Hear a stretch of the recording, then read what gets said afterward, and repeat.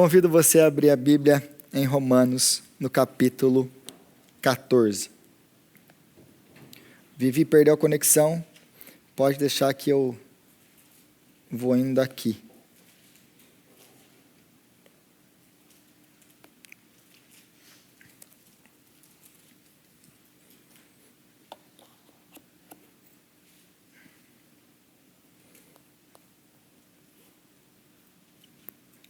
Romanos, capítulo 14. Todo mundo achou aí? Hoje nós continuamos. Na verdade, essa provavelmente é a última mensagem em Romanos. Cobrimos todos os capítulos de Romanos. Estamos estudando Romanos há mais ou menos 6 meses. Conseguimos cobrir todo o livro de Romanos. Capítulo 14, a gente vai ler até o capítulo 15, porque é um bloco só de pensamento do apóstolo Paulo, então não tem como eu quebrar ele no meio. Capítulo 14, a partir do versículo 1. Nós lemos até o capítulo 15, 7. Aceitem o que é fraco na fé sem discutir assuntos controvertidos.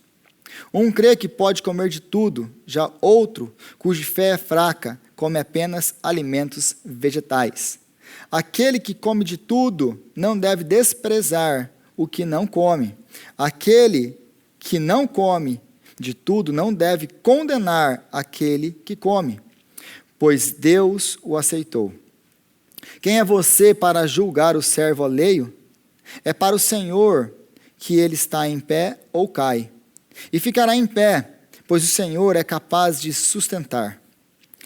A quem considere um dia mais sagrado que o outro, a quem considere iguais todos os dias. Cada um deve estar plenamente convicto em sua própria mente. Aquele que considera um dia como especial para o Senhor, assim o faz. Aquele que come carne, come para o Senhor, pois dá graças a Deus. E aquele que se abstém, para o Senhor se abstém, e dá graças a Deus. Pois nenhum de nós vive apenas para si, e nenhum de nós morre apenas para si. Se vivemos, vivemos para o Senhor. E se morremos, morremos para o Senhor. Assim, quer vivamos, quer morramos, pertencemos ao Senhor. Por esta razão, Cristo morreu e voltou a viver, para ser Senhor de vivos e de mortos. Portanto, você que julga o seu irmão, por que julga o seu irmão? E por que despreza o seu irmão? Pois todos compareceremos diante do tribunal de Deus, porque está escrito: por mim mesmo jurei, diz o Senhor, diante de mim todo joelho se dobrará e toda língua confessará que eu sou Deus. Assim, cada um de nós prestará contas de si mesmo a Deus. Portanto, deixemos de julgar uns aos outros. Em vez disso, façamos o propósito de não colocar pedra de tropeço ou obstáculo no caminho do irmão. Como alguém que está no Senhor Jesus, tenho a plena convicção de que nenhum alimento é por si mesmo impuro, e a não ser para quem assim o considere. Para ele é impuro. Se o seu irmão se entristece devido ao que você come, você já não está agindo por amor. Por causa da sua comida, não destrua o seu irmão por quem Cristo morreu. Aquilo que é bom para vocês não se torna objeto de maledicência, pois o reino de Deus não é comida nem bebida, mas justiça, paz e alegria no Espírito Santo. Aquele que assim serve a Cristo é agradável a Deus e aprovado pelos homens. Por isso, esforcem-se em promover tudo quanto conduz à paz e à edificação mútua. Não destrua a obra de Deus por causa de comida. Todo alimento é puro, mas é errado comer qualquer coisa que faça os outros tropeçarem. É melhor não comer carne, nem beber vinho, nem fazer qualquer outra coisa que leve o seu irmão a cair.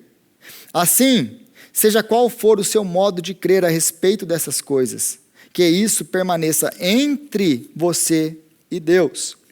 Feliz é o homem que não se condena naquilo que aprova, mas aquele que tem dúvida é condenado se comer, porque não come com fé. E tudo o que não provém da fé é pecado. Nós, que somos fortes, devemos suportar os fracos na sua fraqueza, e não agradar a nós mesmos.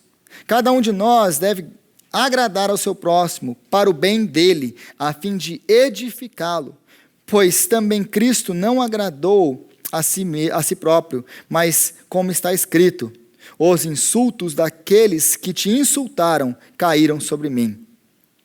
Pois tudo o que foi escrito no passado foi escrito para nos ensinar, de forma que, por meio da perseverança e do bom ânimo procedentes das Escrituras, mantenhamos a nossa esperança.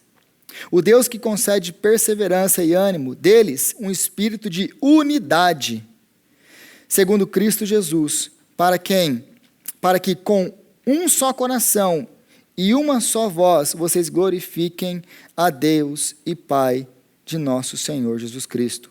Portanto, aceitem uns aos outros da mesma forma que Cristo os aceitou. Amém? O texto em si é muito claro. Por um lado, qualquer pessoa lendo esse próprio texto, você consegue entender do que esse texto está se referindo e falando.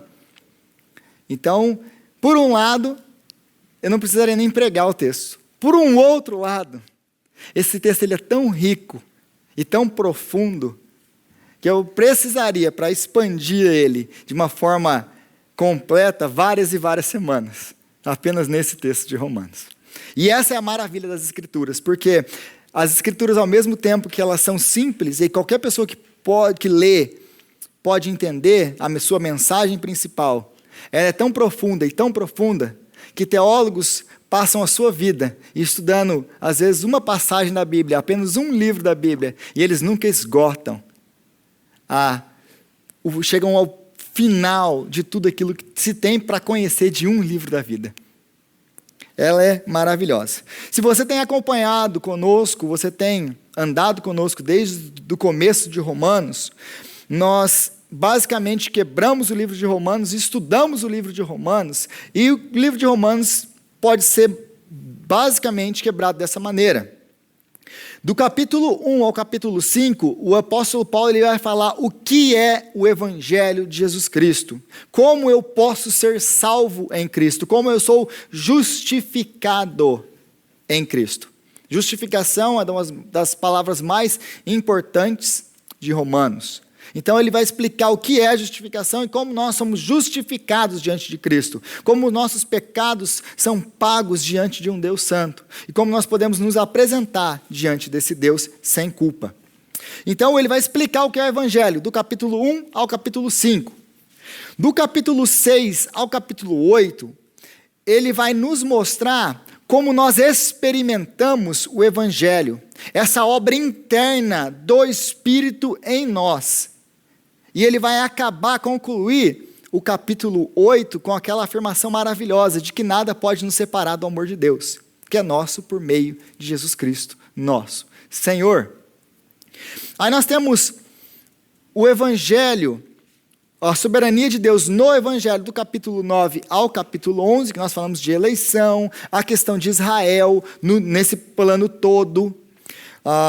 E então, do capítulo 12 ao capítulo 15, que é essa sessão que nós estamos agora, o apóstolo Paulo ele vai falar como que o Evangelho é muito prático na nossa vida. Em outras palavras, como que o Evangelho afeta as nossas relações. Como que o Evangelho é vivido ou deve ser vivido no nosso dia a dia. Então, primeiro ele explica o que é o Evangelho, ele fala qual é a ação do Evangelho, como que esse Evangelho nos transforma internamente, depois ele vai falar agora como que esse Evangelho deve ser vivido externamente. Esse é o livro de Romanos. De uma forma muito simples, em blocos grandes, esse é o livro de Romanos. todo ele fala de um único assunto, o Evangelho de Jesus Cristo. Então foi isso que nós vimos até hoje, foi essa toda a nossa caminhada de Romanos até aqui. Aí a partir do versículo 12, quando ele fala, não se amoldem ao padrão desse mundo, mas deixem-se transformar. Aí ele vai falar da palavra de Deus, vocês transformem a mente de vocês não pensam mais como esse mundo, que é a tese que ele dá no capítulo 12, versículo 1 e 2, que é a tese que vai sustentar todo o capítulo 12, 13, 14 e 15, do que ele vai falar dali para frente. Então, ele vai falar no capítulo 12, para nós sermos humildes, porque nós vamos agora nos avaliar à luz do Evangelho, e isso vai nos trazer humildade, porque eu vou ver quem eu sou, e comparado com Cristo eu não sou nada, merecedor de misericórdia. Então, isso vai me levar ao serviço de Deus, eu vou me dedicar à igreja. No capítulo 13, ele vai falar das nossas relações com o governo e com as outras pessoas. Submetam-se às autoridades governamentais, se você estava aqui semana passada, foi disso que eu falei. E essa semana ele fala de um específico exemplo do que estava acontecendo na igreja de Roma. Então ele passa agora, ele dá instruções gerais no capítulo 12 e no capítulo 13. Gerais, basicamente, se você pode resumir tudo o que ele falou no capítulo 12 e no capítulo 13, você resume assim: vivam como Jesus Cristo. Porque se você se lembra, tudo que eu mostrei aqui, de tudo que ele está falando no capítulo 12 e 13, ele está falando de uma pessoa, ele está falando de Jesus. Em outras palavras, ele está falando assim, vivam como Cristo. E ele resume tudo isso em amor. Amem ao seu próximo como vocês se amam. Tudo isso que ele falou até aqui. E aí ele vai usar um exemplo muito específico de um problema que está acontecendo na igreja por causa de divisão. Está acontecendo uma divisão na igreja por causa de um assunto específico. E é esse o tema do capítulo 14 e 15. E aí no versículo 1, se você voltar comigo aí no versículo 1, ele fala assim, aceitem o que é fraco na fé, sem discutir assuntos controvertidos. O que o apóstolo Paulo está falando, basicamente é que nas Escrituras, nem tudo está muito claro. Aquilo que é essencial, aquilo que Deus proíbe, que não existe negócio, isso aqui é pecado, é pecado. E aquilo que Deus exige, isso aqui é o que eu exijo de vocês, está muito claro nas Escrituras. Algumas coisas são motivo de debates teológicos muito acalorados. Um exemplo, para nós presbiterianos, é a questão do batismo. Por que vocês só jogam água no cucuruco? Por que vocês não colocam o cara lá dentro da água por inteiro? Vamos lavar o cara inteiro. Então, é um exemplo de um assunto que nós temos, por exemplo, nós que acreditamos no batismo de aspersão, ou que praticamos, porque nós acreditamos nos dois. Nós praticamos de aspersão. Ninguém aqui, por exemplo, se você veio de uma igreja pentecostal, se você veio de uma outra tradição religiosa que pratica, protestante, que pratica o batismo por imersão, você não foi rebatizado nessa igreja. Não seria o meu caso, por exemplo, como presbiteriano, ir para uma outra igreja de uma tradição diferente da nossa, eles iam querer me enfiar na água, porque o meu batismo não é aceito. E aí é dessas coisas que o apóstolo Paulo está falando. Existem coisas secundárias, que a gente pode até ter opiniões diferentes nisso e andarmos como irmãos. Então não fica perdendo tempo e se batendo, se mordendo um ao outro por causa dessas coisas. É disso que ele está falando aqui. No que é essencial, a gente não abre mão. Não abre mão. É aquilo ali que a palavra de Deus diz e ponto. Por exemplo, Jesus Cristo é o único mediador entre Deus e homens. Não existe outro. Ele é o único caminho que leva ao Pai. Ele é o único Salvador. Não existe outro. Nós não dividimos a glória de Cristo para nenhum outro ser. Só Ele é digno de honra, de glória e louvor. Só Ele nos faz a mediação entre Deus e o Pai. Então, se você não acredita nisso, isso é muito claro nas Escrituras. E Desculpa, isso aqui é algo fundamental, porque se você não crê nisso aqui, você não é salvo. Porque quem testifica dessas coisas é o Espírito Santo ao nosso coração. Então, existem algumas coisas que podem ser discutidas. Um exemplo que ele está usando aqui é de comida e bebida, na igreja do primeiro século. E aí ele está falando sobre essas coisas, sobre questões dessa natureza, de segunda instância, de segunda importância. E aí ele vai usar a questão da comida e bebida. Por que ele vai falar da comida e bebida? Aí ele fala, olha, os fracos, eles só comem verduras. Então o apóstolo Paulo está condenando os vegetarianos, certo? De maneira nenhuma. Não é disso que ele está falando aqui. Se alguém usar um texto desse para condenar o vegetariano porque ele não come carne, fala também, você é um fraco na fé. Imagina que aqui na nossa igreja, não sei se tem alguém aqui que seja vegetariano. E aí, você está perdendo. Em primeiro lugar, você quer dizer isso. Mas eu chegar aqui e falar assim, esse aqui é o meu irmão fraco na fé. Por quê? Porque ele é vegetariano. Eu posso falar isso com uma base bíblica? Não, porque isso aqui não é o que o texto está falando. Então, se você quer fazer isso, você é um herege. Você não entendeu o contexto, você não entendeu nada que o apóstolo Paulo está falando. Então, do que ele está falando? Por que é pecado comer carne? É pecado comer carne? É pecado? Aí ele vai falar de dias da semana aqui no texto, ele vai falar assim, alguns acham que existem dias especiais, dias mais importantes que os outros. Outros acham que o quê? Todo dia, qualquer dia é a mesma coisa. Não tem diferença nenhuma. E aí ele vai chamar essas pessoas que fazem isso de fracos na fé. Por que ele faz isso? Porque ele está se referindo ao Antigo Testamento. O apóstolo Paulo lembra do contexto de Romanos. Para você entender uma carta, sempre lembra do contexto que ela foi escrita. Ela foi escrita em que sentido? A igreja de Roma era formada por dois grupos de pessoas. Os judeus, que seguiam todas as leis judaicas e se converteram ao cristianismo. Agora eles são judeus cristãos. Mas dentro da igreja de Roma também existiam o quê? Pagãos, gentios, gregos, pessoas que não sabiam nada da fé judaica, agora se converteram ao cristianismo. Aí você coloca esses dois povos que são 8 e 80, totalmente distintos, que antes do evangelho nunca se deram e nunca conversaram e nunca sentaram juntos, agora na mesma igreja. Gente de outros estados no Brasil, gente que fala com sotaque diferente, gente que gosta de uma coisa, que gosta da outra, tudo no mesmo lugar nos Estados Unidos, na mesma igreja. O que vai ter? Conflito. Diferenças de opinião. E aí a gente vai ter, até os nomes de comida aqui é diferente. Porque o que é comida para Damares, nome de comida para Damares lá no Nordeste, não é a mesma coisa que é para o mineiro e para o goiano. E aí o paranaense não sabe nem do que vocês estão falando. E aí, do que vocês estão falando? Mas qual que é a diferença? Não, lá no meu estado é salgado. Então é basicamente isso que está acontecendo aqui. Mas de uma maneira muito mais agravada, porque é em questões de religiosidade ou religião.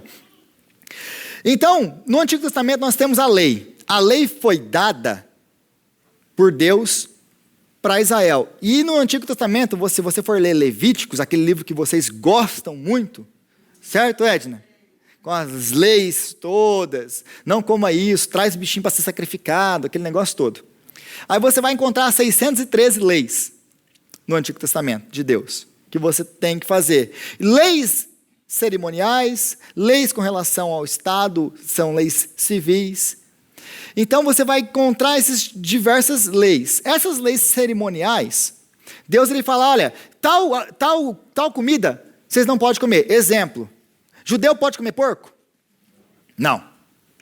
Por que o porco não pode comer porco? Porque está escrito no Antigo Testamento que judeu não pode comer porco. Então o judeu não vai comer porco. Estão perdendo o beiquinho. Não tem um bacon. Tem algumas pessoas aqui que não vivem sem bacon. Então você não pode comer porque o Antigo Testamento proíbe. No Antigo Testamento também, certos dias da semana e certas festas ou épocas do ano são sagradas. O sábado para o judeu é um dia sagrado. Então, do que o apóstolo Paulo está falando aqui? Ele está falando, olha, para essas pessoas, eles entendem que esse dia aqui é sagrado. Eles têm que guardar o sábado. Eles entendem que eles não podem comer porco. Então, eles entenderam o Evangelho e eles foram salvos pelo Evangelho. Aí a gente tem que fazer essa distinção aqui. Por quê? Porque você vai encontrar em outras cartas, por exemplo, como Gálatas, que eles exigiam essas coisas como você se adiciona à salvação. Não, Jesus é legal, mas Jesus mais a lei, Jesus mais a observância à lei. Se você não observar a lei, não obedecer a lei, não guardar a lei de Moisés, você não é salvo. E o apóstolo Paulo vai contra isso de uma maneira ferrenha. Nós somos salvos apenas pela graça, somente pela graça, em Cristo Jesus. Não tem Jesus mais a lei, Jesus mais obediência, não tem mais nada. É Jesus que salva e ponto. A obediência é uma consequência da salvação, não é um requerimento. E então não é disso que eles entenderam que é só Jesus. Mas, gente, imagina que você cresce numa tradição diferente. E aí você cresce guardando o sábado, você cresce não comendo porco, você passou a sua vida inteira, então você encontra Cristo. E aí você encontra Cristo, e agora você vai deixar de fazer essas coisas?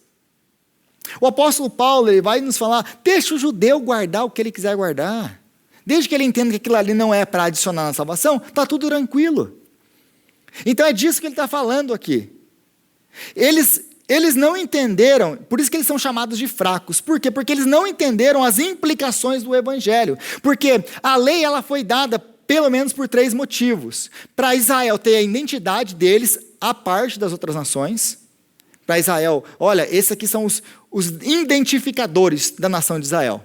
Em segundo lugar, a lei ela demonstrava que Deus era santo. E você não pode se aproximar diante de um Deus santo de qualquer jeito. Existiam rituais de purificação. Você, para entrar na presença de Deus, tinha que estar puro. E em terceiro lugar, por motivos de higiene, de saúde do povo.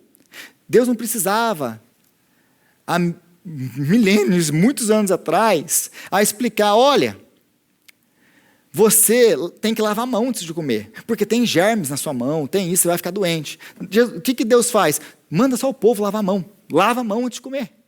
Isso era um ritual de purificação. Hoje nós sabemos que nós lavamos as mãos para matar os germes, bactérias, etc, etc. Então, a lei servia para isso. E aí esses fortes e esses fracos, eles estavam então nessa briga. Quem eram os fracos então? Os fracos nesse texto, nessa igreja, eram os judeus que ainda se mantinham obedientes à lei. Por questões de consciência, porque eles cresceram daquele jeito, falaram, não, mas eu sempre servi a Deus desse jeito, e eu não posso me aproximar de Deus de qualquer maneira. E aí eles continuavam obedecendo o calendário religioso, e eles continuavam obedecendo o quê? A dieta alimentar. Enquanto do outro lado da igreja você tem gentios, que nunca tiveram contato com isso, o que eles faziam? Comia de tudo. E não tinha problema nenhum com isso. E o próprio apóstolo Paulo, ele demonstra isso nas cartas dele, e aqui muito claro isso, que para ele, nenhum alimento é impuro em si. Por quê? Porque na cabeça deles, gente, eles tinham aquele ritual, eu preciso estar puro para ser apresentado diante de Deus, para chegar diante de Deus. Mas quem nos apresenta santos, irrepreensíveis, livres de qualquer acusação e culpa diante de Deus? Jesus. É Jesus que faz isso, não é mais o alimento, não é mais a cerimônia, não é mais os sacrifícios, é Jesus. Jesus nos apresenta diante de Deus, santos e irrepreensíveis. Colossenses capítulo 1.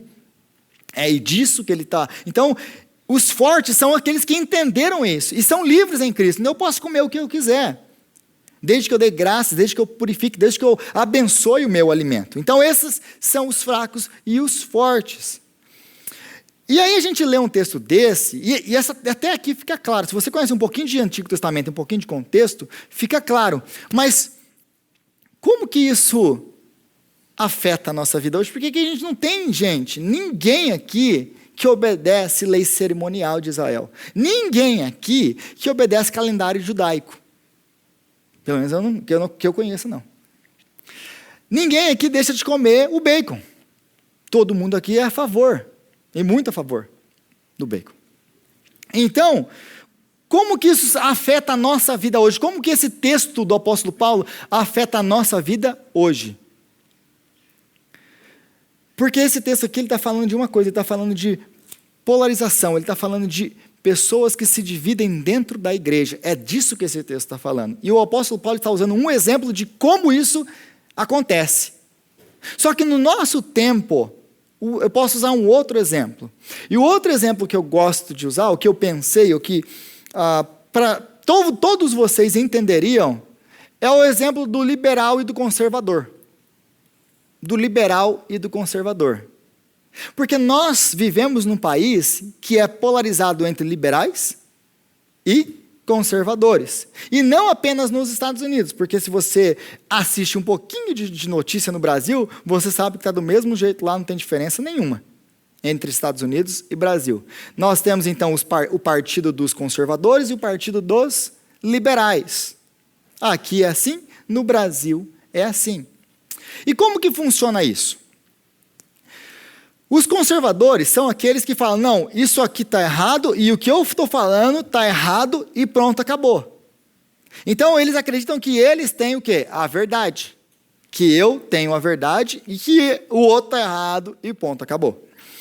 Agora, os liberais, e nós temos que entender o espírito do liberal, porque é o espírito do relativismo, que é a época que nós vivemos, a época da relativização de tudo. Não existem morais absolutos, mas nada mais tem o quê? Nada é certo e errado em si mesmo. Tudo é relativo. Porque isso nasce, aliás, junto com a Revolução Industrial, quando você começa a colocar um monte de gente no mesmo lugar que pensa diferente, que tem religiões diferentes, que tem culturas diferentes. Aí o que é certo para mim não é certo para você e vice-versa. Então, o lema do relativismo é o quê? A tolerância. Nós temos que se tolerar. Por quê? Porque ninguém tem a verdade. E esse é o campo mais liberal. E aí os liberais vão falar assim, não, a gente precisa ser tolerante. Por quê? Ele pode escolher o que ele quiser ser, ele pode tomar as decisões dele. Eu não posso falar que ele está errado, eu não posso condenar as atitudes dele, nem aquilo que ele pensa. Eu não posso condenar o discurso do Ezequias. Ou a opção sexual de alguém. Eu não posso fazer isso. Por quê? Porque eu preciso ser tolerante. Nós vivemos na era da relativização. Tudo é relativo. Não existe mais a verdade absoluta. O problema disso é que se não existe verdade absoluta, a Bíblia ela é descartável. E é isso que eles têm tentado fazer. Então, nós vivemos esse. Os conservadores falam, não, isso aqui é a verdade e não tem conversa. E os liberais falando, não, mas vocês, conservadores, vocês não têm a verdade, ninguém tem a verdade. E aí vive nessa batalha de conservadores e liberais. O problema do liberal, o discurso dele é basicamente, você tem que ser tolerante, você não pode julgar ninguém, porque ninguém tem a verdade. Contudo, eu não vou deixar ninguém dizer que eu estou errado e me impedir de viver da maneira que eu quero viver. E aí você percebe um problema aqui. O liberal, ou o relativista, ou aquela pessoa, o tolerante, é aquela pessoa que fala, não, você acredita no que você quiser, você não está errado, não existe ninguém errado, todo mundo tem a sua própria verdade, e pode viver do jeito que quiser. Mas eu não vou deixar que ninguém também faça isso comigo, que ninguém venha falar que eu estou errado, e que eu não posso viver do jeito que eu quero. Então, no final, o liberal, ou o relativista, ou o tolerante, ele acaba sendo o quê? Intolerante e exclusivista. Por quê? Porque se você fala, não, eles acusam os conservadores, olha, o conservador, vocês que clamam ter a verdade, vocês têm a verdade, e falam que vocês são os únicos que estão certos, vocês estão errados, porque não tem ninguém certo. Mas a partir do momento que você assume essa posição também, não tem ninguém certo. Se você está falando que você está certo, você está errado. O que eles estão fazendo? Eles estão colocando a verdade deles como absoluta. Entende isso? É a mesma coisa, o intolerante que é intolerante contra... Eu sou intolerante contra os intolerantes. Você é um intolerante. Cai neles mesmos. Dá para entender isso? Fica claro com esse exemplo? O intolerante que não tolera o intolerante é intolerante. Então, se eu sou relativista e tudo é relativo, ninguém tem a verdade absoluta, eu estou assumindo uma verdade absoluta, que ninguém tem a verdade absoluta. Esse é o problema. E aí eles pensam que não, eu estou deixando você liberado. Você não está. Você está aceitando que a sua verdade é absoluta e não a do conservador. No final, você está igualzinho o conservador. Você clama que você tem a verdade e ele não. Então não tem diferença nenhuma entre as duas posições, do liberal e do conservador. Nenhuma. E aí, essa posição liberal, relativista, ela não é tolerante e nem inclusiva, porque o grande argumento deles é que nós somos tolerantes, nós somos inclusivos. Não, vocês são intolerantes porque vocês não toleram aqueles conservadores, e vocês são exclusivistas porque vocês excluem eles com a sua relatividade, com o seu padrão de liberdade. E, em segundo lugar, essa é uma desculpa para o egoísmo e para o individualismo, que é o que nós vivemos agora. Isso, o que está por trás de tudo isso aqui? De ser liberal? O que está por trás da relatividade, ou da relativização de tudo? O individualismo e o egoísmo. Por quê? Não, Luciano, você vai e vive do jeito que você quiser, eu não coloco a mão, eu não me importo, eu não falo nada, eu não te julgo. Mas olha, por que eu não vou fazer isso? Porque eu não quero que você faça isso comigo. Então isso nos leva ao quê? Ao individualismo e ao egoísmo. A minha vida é centrada em mim mesmo, não me importo com a sua opinião, ninguém pode me falar que eu estou errado. Por quê? Porque eu quero viver a vida do jeito que eu quero viver a vida e ninguém pode falar que eu estou errado. Vocês entendem toda a filosofia por trás disso? E é disso aqui que o apóstolo Paulo está falando aqui. Por quê? Perdão. Um grupo é o conservador aqui. O grupo é o conservador, aquele grupo que, olha, não, vocês estão errados porque vocês comem alimentos sacrificados aos ídolos, porque vocês não guardam o sábado. Vocês estão errados. E aí vem os liberais do outro lado. E os liberais falam assim, não, vocês estão tranquilos, vocês podem guardar aí os sábados de vocês, comer as comidinhas de vocês, está tranquilo, não tem problema nenhum. Só que não vem falar para a gente que a gente está errado. Deixa a gente continuar comendo nossa comida. E isso causava divisão. Porque isso causa uma polarização. Os conservadores da igreja, os judeus, vão ficar junto. E os liberais vão ficar junto. Os gentios vão ficar junto. E a igreja, que é para ser unida, vai ser o quê? Desunida. Fez sentido todo esse papo de relativização, de conservador e etc.? É disso que o apóstolo Paulo está falando nesse texto. A polarização dentro da igreja. Eu não concordo com o Luciano, eu não concordo com o Gustavo. Então eu vou me juntar com a Rúbia, que a Rúbia pensa igual eu. Ela acredita nas mesmas coisas que eu, faz as mesmas coisas que eu, então a gente pode andar junto. Agora, eu não vou andar com quem pensa diferente de mim. E é isso que ele está indo contra nesse texto. Porque não existe isso dentro da igreja. Não pode haver essa polarização dentro da igreja. Então, qual que é a solução que o apóstolo Paulo apresenta aqui? É ser conservador? Porque a nossa tendência dentro da igreja, a gente é muito mais ligado ao ser conservador, né? Porque a gente tem a Bíblia é a verdade absoluta. Então, a nossa tendência sempre é ser o conservador. Não, nós aqui temos a verdade e o mundo inteiro está errado. E eu não estou falando que a Bíblia é relativa, e eu não estou falando que a Bíblia ela deve ser negada e que a gente tem que mudar alguma coisa na palavra. Nada disso. Nós somos conservadores, sim, né? A Bíblia é a única regra de fé e prática. E tudo que ela afirma é verdade. Ponto. O que está fora disso está em engano e está em erro. Mas então nós temos essa tendência a nos colocarmos, a nos posicionarmos mais com os conservadores e não com os liberais. Por razões óbvias, claras para nós, né? Então, qual que é a solução para o apóstolo Paulo? Nem os liberais, nem os conservadores.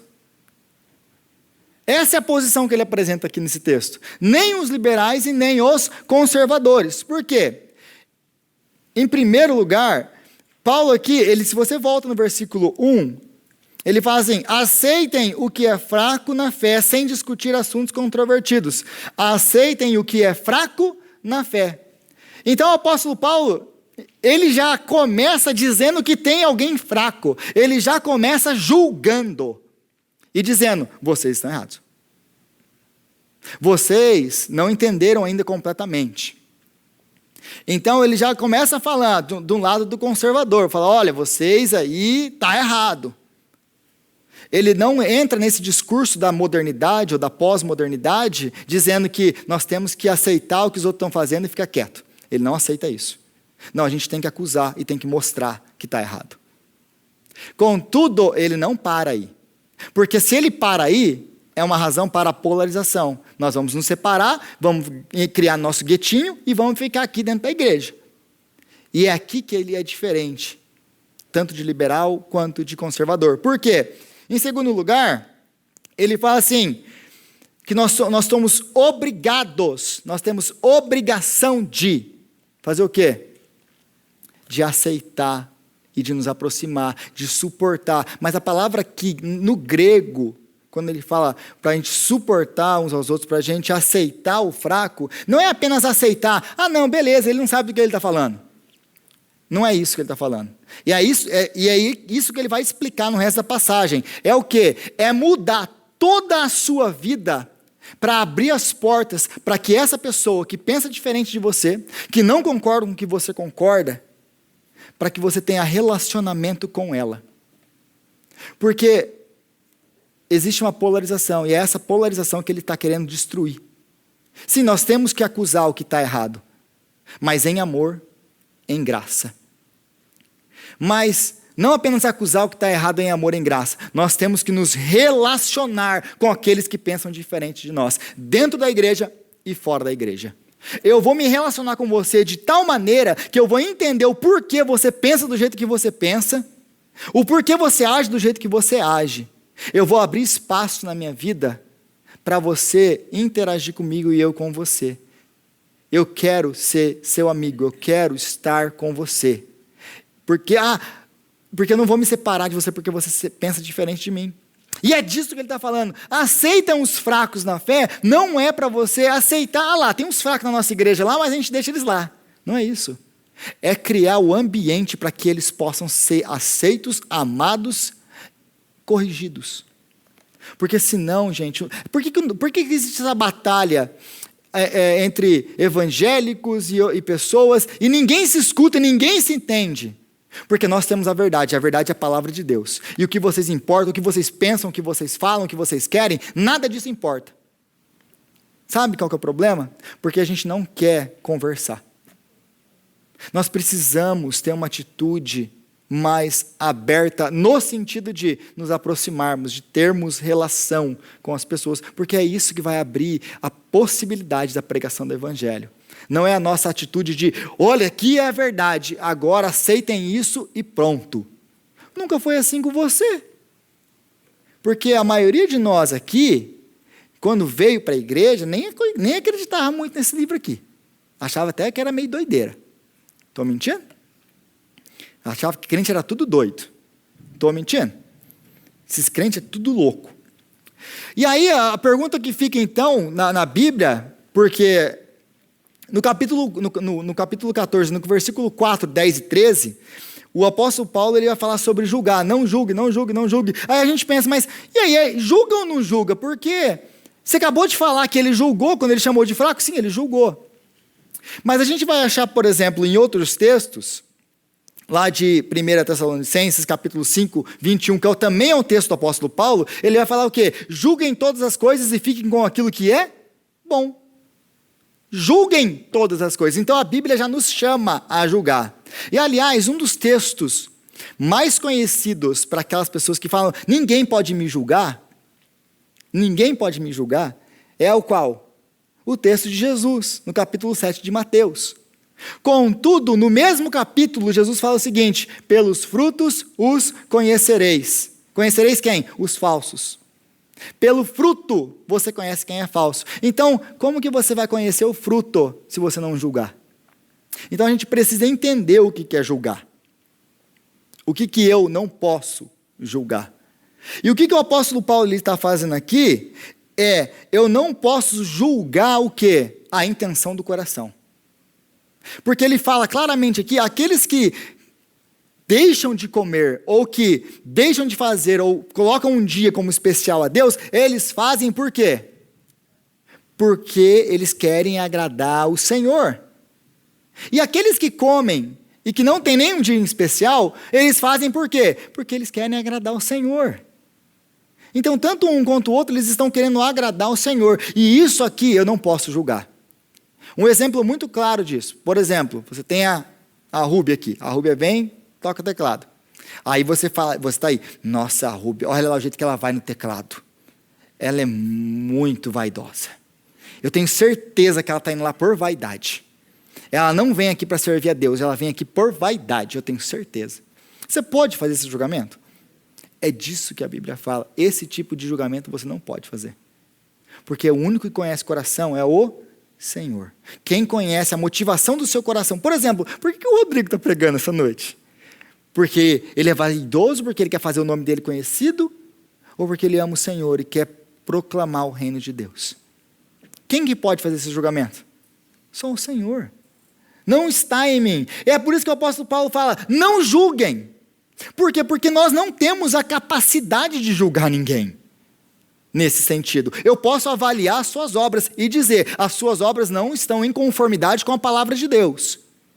Isso a Bíblia nos dá respaldo para fazer e nós temos que fazer. Porque o apóstolo Paulo também fala assim, aquele que se diz irmão em Cristo e não obedece, não anda, e anda como um pagão, com essas pessoas você não toma nenhuma refeição. Como que você pode deixar de tomar uma refeição, ou seja, de ir na casa, ou chamar na sua casa, alguém que se diz cristão, e você olha para a vida dela e fala, peraí, o apóstolo Paulo fala isso, não sou eu que falo isso. Aqueles que se dizem irmãos em Cristo e não andam em conformidade com a palavra, eles não são. A palavra de Deus diz lá em 1 João fala isso, olha, se você diz que você está em Cristo e não anda como ele andou, você é um mentiroso. É a palavra de Deus, não é a minha opinião. Então, isso nos chama ao quê? Ao julgamento. É impossível a gente não julgar nesse sentido, para saber se a pessoa está andando à luz da palavra de Deus, mas eu não posso julgar a intenção do seu coração em fazer alguma coisa. Isso eu não posso fazer. Então, em um sentido nós não podemos julgar, em outro sentido nós devemos julgar. É disso que a Bíblia está falando. Então, a segunda coisa, então, é o nosso dever de o quê? No capítulo, volta comigo no capítulo 14, versículo 14 ao 21. Rapidinho, para a gente finalizar. Como alguém que está no Senhor Jesus, tenho plena convicção de que nenhum alimento é por si mesmo impuro, a não ser para quem assim o considere. Para ele é impuro. Se o seu irmão se entristece devido ao que você come, já não está agindo por amor. Por causa da sua comida, não destrua o seu irmão por quem Cristo morreu. Aquilo que é bom para você não se torne objeto de maledicência. Então, o que o apóstolo Paulo está falando aqui é o nosso dever de agradar uns aos outros, de construir, de edificar a vida do seu irmão. Nós não vivemos para nós mesmos. Você não se pertence, você foi comprado a preço de sangue, você pertence ao Senhor Jesus Cristo. É por isso que ele fala um pouquinho antes, nos versículos anteriores. Se nós vivemos para Deus. Se nós morremos para Deus. Você não vive para você. Então esse papo de que você não pode se meter na minha vida, esse papo de que você faz o que você quiser e você deixa eu fazer o que eu quiser, todo o papo que eu já falei lá atrás, isso não é cristão. E isso não é cristianismo. O liberalismo não é cristianismo. Porque nós somos chamados para viver de uma maneira que construa a vida do nosso irmão. Nós somos chamados a viver abrindo a nossa vida para que outras pessoas que pensam diferente, que andam diferente com a gente, possam se aproximar e possam abrir discussões francas, genuínas em amor. E aí sim, a gente vai quebrar essa polarização dentro da igreja e fora da igreja, porque esse texto não se reduz a pessoas dentro da igreja. Ele vai falar daquela pessoa que nem tem a mesma fé que você. É do liberal mesmo que ela está falando. É aquela pessoa, você tem que abrir espaço para que ela possa entrar na sua vida. E para que você possa ser testemunha viva de Cristo. Então, nós não podemos viver no nosso mundinho, porque a gente é assim, a gente quer ser conservador e liberal ao mesmo tempo. Como assim, Rodrigo? Ah, como assim? Você quer, não, a Bíblia é a nossa única regra de fé e prática, vocês estão tudo errado, vocês vão tudo para o inferno. Mas ao mesmo tempo, a gente quer ser liberal. Você não se mexe na minha vida, eu vivo do jeito que você quiser, do jeito que eu quiser, e você vive do jeito que você quiser. E ninguém se mexe na nossa vida. Estou mentindo? A gente é o conservador liberal. A gente consegue misturar os dois no modelo negativo. Mas por que eu devo agradar os outros? Eu não gostei desse papo de agradar os outros. Não gostei, como assim? Por que eu devo agradar os outros?